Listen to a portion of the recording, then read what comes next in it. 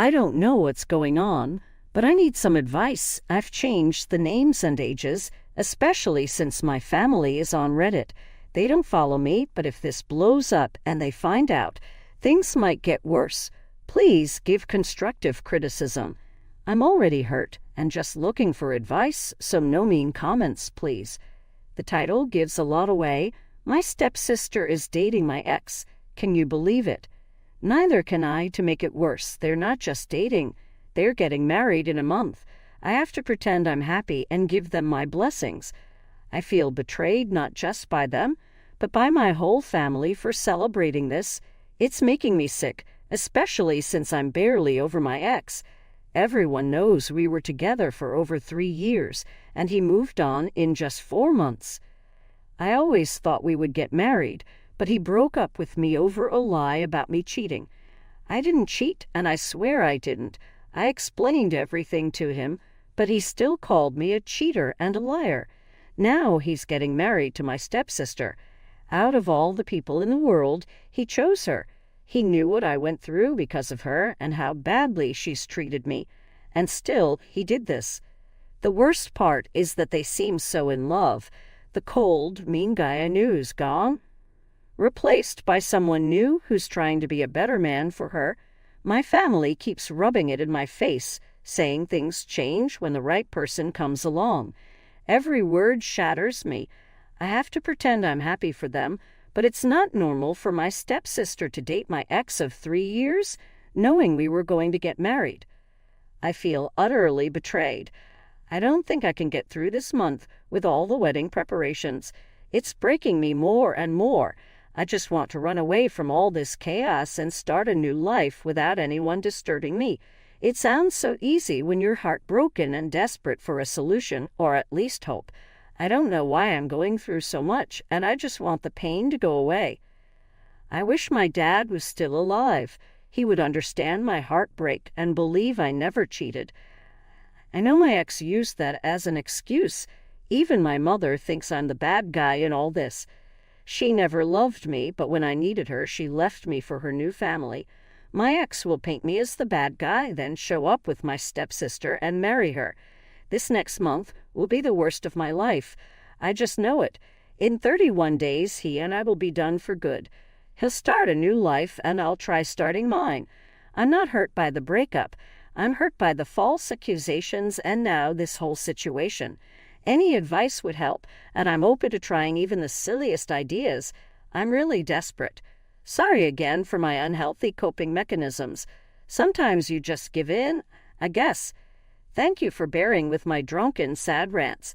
It's been a week since I first posted, freshly heartbroken. It was the worst feeling ever, but I really appreciate everything you guys have said. Hearing that no one deserves me, especially my ex, made me feel better about myself and the situation. 2 days later, a friend reached out to me, and thank God she did. We've decided to run away for a month-long vacation. I paying job, so money isn't an issue. I know I need some healing and fresh air, preferably by the sea. We've decided to visit Bali for 3 weeks. We just want to go somewhere where no one knows us or can disturb us. The pain still lingers, but I know I'm taking a step toward healing. I gave notice at work that I'll be taking a 3-week vacation, and they approved it. Perks of being the #1 employee for the past 5 years. Everything is set. Regarding the wedding, I texted the family group chat that I won't be attending. Before anyone could reach out, I left the chat, put them all on silent, and warned them that any passive aggression will lead to me cutting ties. I'm so excited. This is the best place on the internet, and you all are the coolest people ever. I'll update you in a week. 7 days have gone by, and I'm already in Bali. The last update I made was from the flight. I have a lot to talk about. Bali is impeccable and so beautiful. No wonder everyone who comes here never wants to leave. I don't either. I want to stay here forever and vacation until I die. I feel like I'm getting over everything. My friend also hooked me up with online therapy, and that's been really helpful. It's making me realize things I wasn't seeing before. It wasn't my fault. Reiterating lies won't change my truth. I've grown stronger. If I can be replaced in 3 months, then I can replace someone who never cared about me. Basically, screw my ex and screw my family. I've decided to cut them off after the wedding. The best part of this whole plan is that nobody can stop me. I've become more spiritual and have been connecting with my dad's soul. I know he's guiding me, and I can feel his presence. It's just me, my father, and God against the world. Now, on to the main story. While exploring the city, I bumped into an old friend, my high school best friend and my stepsister's true, unrequited love. She pursued him for years, but he liked me, so she bullied me out of jealousy. We went for a drink, then to the beach, and shared what was happening in our lives. I ended up telling him my sad story, and he was really sympathetic. He's everything I wanted my ex to be, and I still don't know why I never gave him a chance.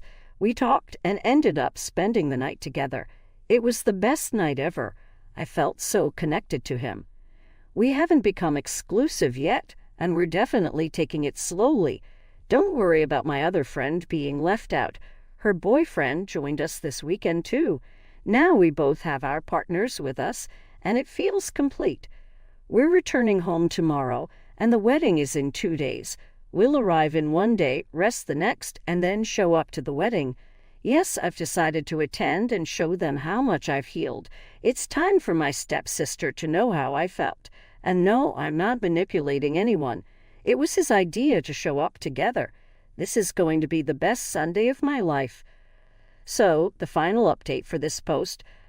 I did what I had to do, and I wish you all could have seen the drama unfold. I showed up dressed up with my boyfriend. We're not official yet, but we introduced each other as that. Everyone assumed I wouldn't come because they thought I was too ashamed after everything. I went to my sister, and she was shocked and almost crying when she saw my boyfriend with me. She started yelling and calling me names for bringing the love of her life to her wedding. I stood my ground and told her if she can marry my ex, I can at least date the guy who never liked her in the first place. My mother told me to leave, but I stayed. My ex saw me and was surprised. When my sister told him the whole thing, she accidentally let slip that she paid my ex's best friend to lie about me cheating. My ex was shocked, and so was everyone else. It made sense. My stepsister was the culprit all along. The wedding was called off, and now my ex is trying to get back into my life. Poor him. Honestly, I won't forgive any of them or let them back into my life. That's all for now. If anything happens, I'll update sooner. This feels like a novel or movie, but it's all true. Thanks for following along. Have a good life ahead. My ex is so embarrassing. Lol. Next story. I'm a 25-year-old woman who recently moved to the country. I've been living with my brother, who's 44, and my sister-in-law for the last 3 months while I arrange my documentation and establish myself here. I help around the house, wash my clothes, and make food for myself and my brother to take to work. I also pay for my share of the house bills and groceries. I'm grateful to stay here, but some things my brother says make me feel like a bad person. He questions why I don't iron their clothes, criticizes the type of sausages I use, and expects me to clean his dishes without reciprocating. He doesn't knock before entering my room, and my sister-in-law did a cleaning inspection in my room which felt like an invasion of my personal space. Now my sister-in-law is getting knee surgery this week and will be recovering at home for the next 6 months. I'm working from home, and we will be expected to do the chores. This feels overwhelming, and my anxiety is through the roof.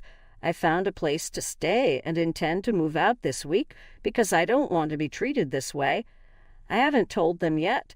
Am I the asshole if I move out now, knowing they'll expect me to take care of my sister-in-law? Update. Thank you to everyone for the kind words and helping me understand my situation better. I finally managed to move my things yesterday while my brother and sister-in-law were away. I waited outside for him to return from work so he couldn't escalate the situation. When he arrived, I told him I was moving out today to a new place and thanked him for letting me stay.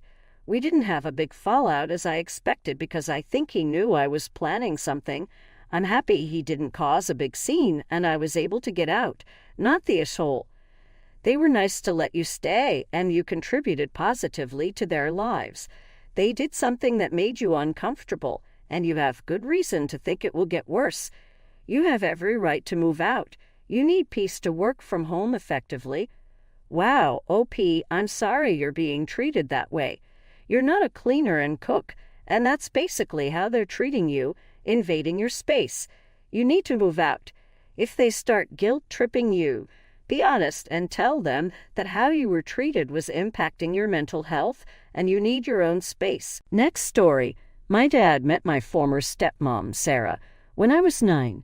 They got married, and she was basically a third parent to me. We went on family vacations, she helped with homework, and came to my games and activities. A year or 2 ago, we found out my dad cheated, and they divorced. I told my dad I wasn't cutting Sarah out of my life just because she wasn't his wife anymore, and he said, "We'll see." Sarah and I still talk and meet up from time to time. My dad has been dating Anne for a while. I met her around Thanksgiving, and he keeps trying to make me bond with her, but I don't want to. She's annoying. She's invited me to go shopping, have lunch, and get our nails done, but I have no interest. The Saturday before Mother's Day, we were with my dad's family for a barbecue. Anne was there. My aunt mentioned a story that included Sarah and said she hopes she's good. I said she is, and my aunt asked if we're still in touch. I said yes, we're actually getting dinner on Monday so I can give her a Mother's Day gift. My dad asked, her gift. For what? I said, Mother's Day. She was my stepmom for over 15 years, I said. He replied, well, she's not anymore.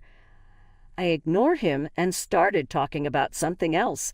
I spent Mother's Day with my mom, but Sunday night my dad called and said he doesn't think I should be in contact with Sarah anymore. He said it hurt Anne's feelings when I told him I was meeting Sarah for dinner and got her a gift. He said it's wrong since I won't even put in the effort to get to know Anne and didn't give her anything for Christmas. He suggested I get Anne something small for Mother's Day. I asked why, saying, she's not my mom. He replied, I know, but she's my girlfriend and I'm your dad. You should put in more effort. I told my dad that being in my life is an equal opportunity and I don't owe Anne anything. He said I was being stubborn and needed to grow up. Not getting to know Anne has nothing to do with Sarah. Before my dad met Sarah, his girlfriends were weird. One acted like we were instant besties, one apparently called my mom wanting to be her friend, and one kept trying to make me a girly girl. He'd stay with them a few months and then find someone new. As a kid, I got to know them all, but I don't anymore. I probably feel the same way even if he never met or married Sarah. Am I the asshole for still talking to Sarah and not getting to know Anne? NTTA, your dad divorced Sarah. You didn't. She's been an important part of your life for years, essentially a parent. Expecting you to drop her from your life is selfish. As for Anne, you're under no obligation to bond with her. Your dad chose to bring her into your life. You didn't.